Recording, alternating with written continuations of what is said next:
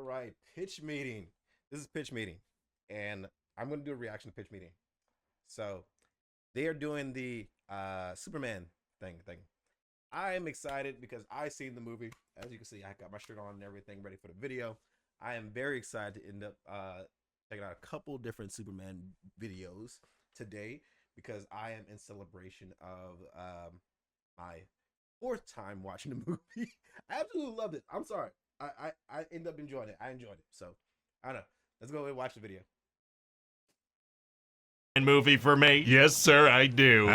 Oh boy, this is gonna be so dark and depressing. Actually, I was thinking the exact opposite. Oh, so you mean we're gonna include some jokes like, he's right behind me, isn't he? And, well, that just happened. Well, hopefully a step up from that. Impossible. Those are the funniest jokes in the world. That's why Marvel uses them so much. I'm just thinking we make this a little more lighthearted and infuse some jokes here and there. Here and there? What does that mean? Everywhere. Oh my god. Let no scene go unjoked, okay? So anyway, in this movie, Superman's gonna lose a fight for the first time ever. Oh boy, I can't wait to watch what that's gonna be like with my eyes and see it. Oh no, the movie starts immediately after that happens. Oh, but don't worry, sir. Superman's constantly gonna get his butt kicked in this movie. What? Just manhandled and woman-handled over and over again. Alright. So anyway, with the help of Crypto the dog, he gets back to the Fortress of Solitude and gets patched up by robots and sunshine. Well, great. So then he goes back to the fight and gets beat up again by this dude. Who is this guy that keeps beating up Superman? Well, he's the Hammer of Boravia. Oh. Except he's not. Oh, he's not. He's actually a masked metahuman named Ultraman. Oh, he is. Kind of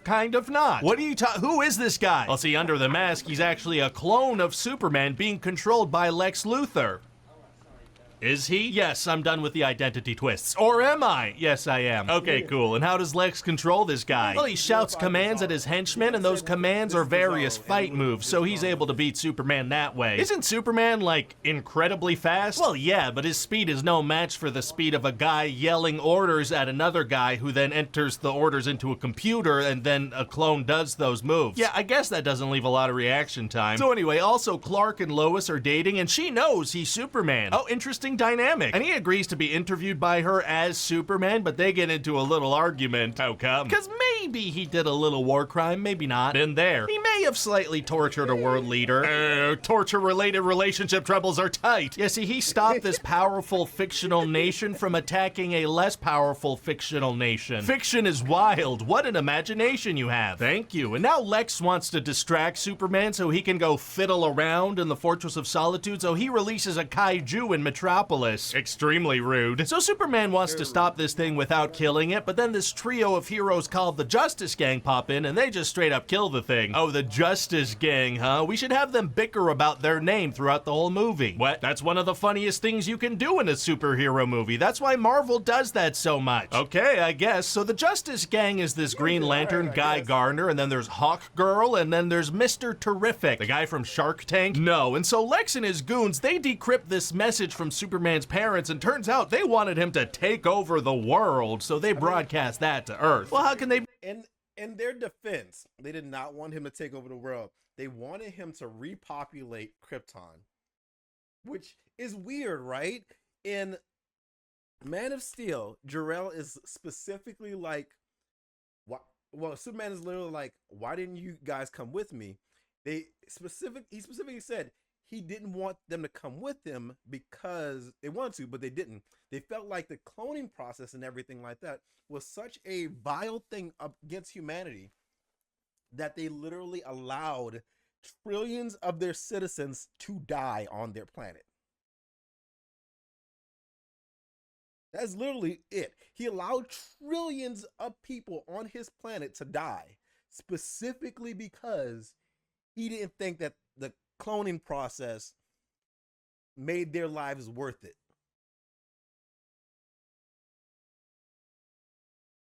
Does anyone not see how fucked up that is? Like, those people didn't even get a chance to choose whether or not they were gonna escape. It wasn't like in the Superman series where the council just didn't believe Jor-El because of Brainiac, and that they were like, oh well, he can't be more intelligent than the supercomputer. He can't be more intelligent than Brainiac, which makes sense as to why they automatically believed him. Believe Brainiac that, oh well, we don't need to go anywhere. And then he's like, oh well, they're like, oh well, how can we wait if something is going on? How can we protect ourselves? They didn't have the technology to specifically go somewhere, so they were just like, well, look, what we'll do is have all the citizens go into the Phantom Zone for a little bit, and they're like, wait, what? What? You sound freaking insane. You want us to go to the Phantom Zone, a place where we put the most horrifying criminals. You want us to go in there for a little bit of time so that way we can hopefully, possibly go with something that we don't know is actually going to be true. And of course they're going to dismiss that. But Jarrell instead was like, oh no, well, we can't go along with him because at the end of the day, we don't think that this our lives actually should continue on because of cloning process.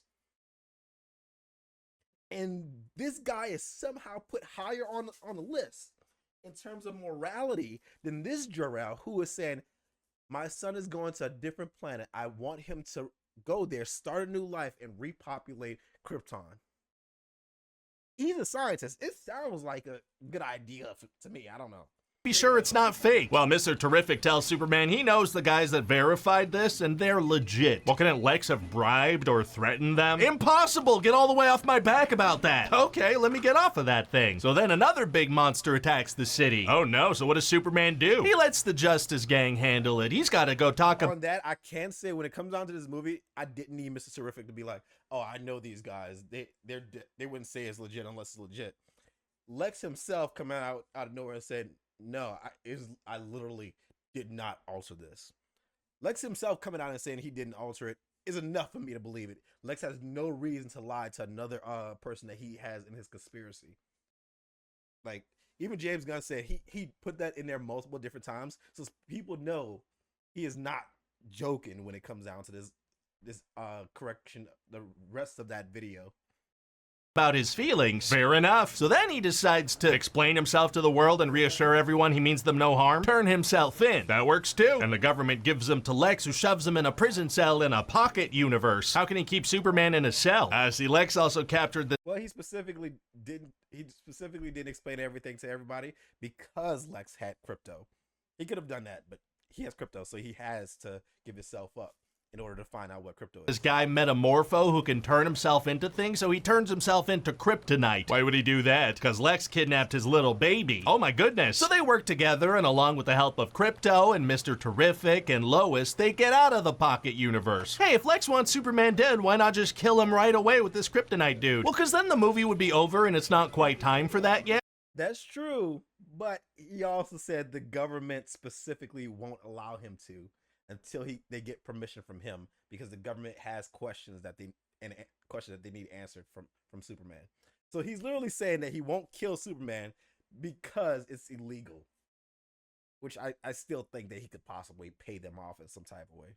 Understandable, carry on. So now frickin' Lex opens an unstable portal to the pocket universe and creates a dimensional rift that starts splitting Metropolis. Oh, those are words. Dangerous words. So Metropolis literally starts getting torn in half. Wow, so tons of people must die. Well, no, because they evacuate the city. Just a city full of people all manage to leave immediately? Yes, but now at the exact same time, that frickin' one nation wants to attack the other one again. Oh man, gonna be tough to deal with both those things at once. Actually, it's gonna be super easy. Barely an inconvenience.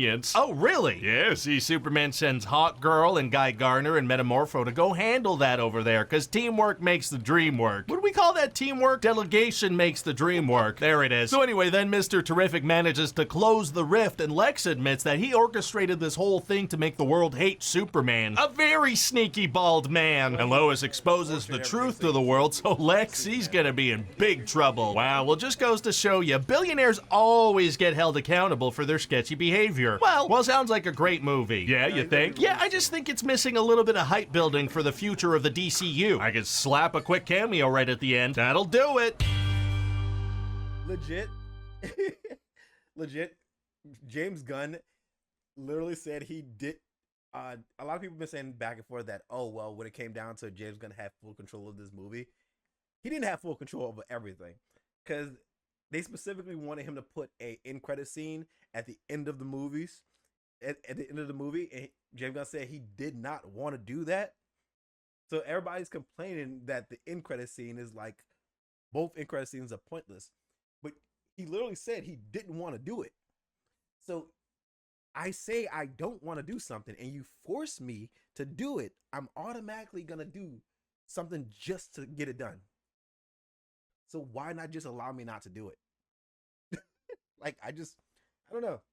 But I love Screen Rant. I love their videos. I love them so damn much. I love picking at stuff, especially when it comes down to stuff I love, especially when it comes down to pointing out the flaws. Because I'm also like, huh, that's definitely true. I didn't think about that. I don't know. You guys let me know your thoughts down below.